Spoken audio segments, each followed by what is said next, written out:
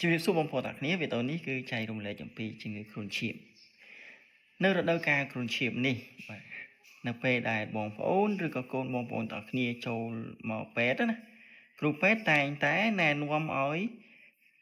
ចុះឈាមបាទចុះឈាមមើលហើយនោះថាមានគ្រុនឈាម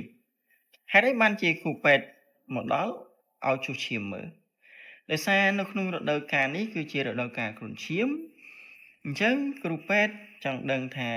កូនបងប្អូនហ្នឹងក្តៅខ្លួនហ្នឹងគឺដោយសារតែមានជំងឺគ្រុនឈាមដែរអត់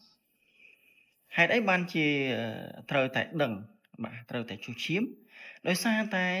ជំងឺគ្រុនឈាមគឺជាជំងឺមួយដែលអាចបង្កឲ្យបាត់បង់ជីវិតបានប្រសិនណា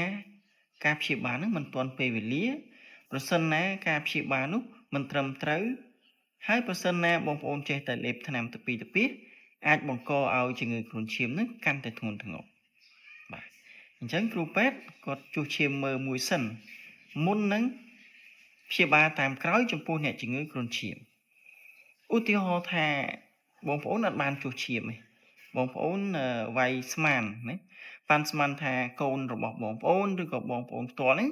មានជំងឺរលាកបំពង់កក្តៅខ្លួនឈឺកបាទយើងធីងធូងផ្ដាសាយអីបងប្អូនគិតថាជាជំងឺរលាកបំពង់កបងប្អូនចាប់ផ្ដើមយកថ្នាំណាយកថ្នាំពពួក NSAID ឬក៏ពពួក steroid ហ្នឹងទៅលេបតែជាក់ស្ដែងបងប្អូនមានបញ្ហាជំងឺគ្រុនឈាមយកអាថ្នាំពពួកគេហៅ Ibuprofen ឬក៏ពពួក NSAID ហ្នឹងយកទៅលេបទៅធ្វើឲ្យប៉ះពាល់ទៅដល់កំណកឈាមមានការហូរឈាមដែលជាថ្នាំ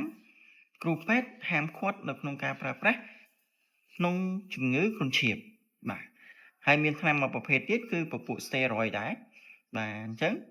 បើគ្រុនឈាមគឺគេអត់ឲ្យប្រើទេ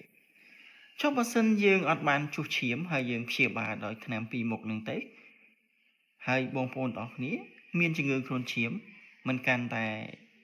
ធ្ងន់មកទៅហើយបាទអញ្ចឹងគ្រូពេទ្យតែងតែណែនាំឲ្យចុះឈាមនៅពេលដែលចូលមករឿងក្តៅខ្លួនណាទោះបីក្តៅខ្លួននឹងមានរោគសញ្ញាដូចរលាកបំពង់កក៏ដោយក្តៅខ្លួននឹងមានរោគសញ្ញាក្អួតរាកក៏ដោយបាទគឺត្រូវតែចុះឈាមមើលហេតុអីបានជាត្រូវចុះឈាម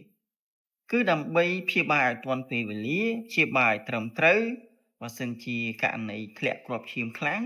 បញ្ជូនឲ្យទាន់ពេលវេលាទើបជាសុវត្ថិភាពដល់អ្នកជំងឺបាទអត់មានបញ្ហាអ្នកជំងឺមិនធ្ងន់ធ្ងរមិនអាចឈានទៅដល់ការបាត់បង់ជីវិតនៅប្រការណាមួយហើយគ្រូពេទ្យណាគ្រូពេទ្យក៏បញ្ជូនអ្នកជំងឺទាន់ពេលទៅក៏ធ្វើឲ្យអ្នកជំងឺហ្នឹងបាទមានសុវត្ថិភាពនៅក្នុងការព្យាបាលប្រសិនបើបងប្អូនទាំងគ្នាមានអាការៈក្តៅខ្លួនណាបាទគឺសូមទៅមើលចុះឈាមមើលបាទហើយចុះឈាមហ្នឹងលោកគ្រូពេទ្យនឹងមើលតាក់ទងមួយអេម៉ូក្រាមតាក់ទងជាមួយនឹងតេស្តគ្រុនឈាមដើម្បីឲ្យច្បាស់ថាបងប្អូនអត់មានជំងឺគ្រុនឈាមអញ្ចឹងការព្យាបាលយើងងាយស្រួលជាងមុនឲ្យថ្នាំអីក៏បានដែរតែអត់មានគ្រុនឈាមអីយើងអាចឲ្យថ្នាំបើសិនជាលាកពងកឲ្យថ្នាំលាកពងកទៅបើសិនជាផ្ដាសាយឲ្យថ្នាំផ្ដាសាយបើសិនជាមានបញ្ហារលាកផ្នែកណាមួយយើងឲ្យថ្នាំប្រឆាំងមួយការរលាកទៅគឺវាមានសុវត្ថិភាពជាងណាបាទអញ្ចឹងពីខ្ញុំបញ្ជាក់បណ្ឌិតណាមសុកណាបើសិនបើ